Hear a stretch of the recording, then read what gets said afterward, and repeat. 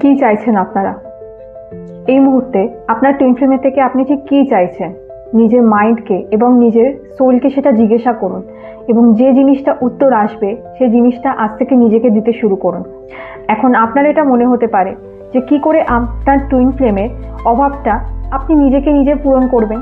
সম্ভব বন্ধুরা, আপনি গডকে বলুন, গডের থেকে সেই জিনিসটা চান। সবসময় মনে রাখবেন আপনার টুইন ফ্লেম কিন্তু আপনি নিজে। সুতরাং আপনি যখন আপনার টুইন ফ্লেমের থেকে কিছু চাইছেন, তার মানে কিন্তু সেটা নিজের থেকে চাওয়াই হচ্ছে। আপনারা একে অপরের থেকে জিনিসটা সবসময় চেয়ে যাচ্ছেন, ভাবছেন, কিন্তু জিনিসটা কিন্তু আপনি নিজের থেকে চাইছেন। আপনার টুইন ফ্লেম কিন্তু আপনার কোনো কিছুর সোর্স নয়। তাই জন্য নিজের সোর্স অফ লাভ গডকে বানান, ঈশ্বরকে বানান, কারণ উনি একমাত্র আপনাকে সেই সব কিছু দিতে সক্ষম যেগুলো আপনি আপনার জার্নিতে চান। আপনার সোল সেই জিনিসটা চায়। তাই আজ থেকেই গডকে নিজের ভালোবাসার জায়গায় বসান এবং নিজেকে বসান।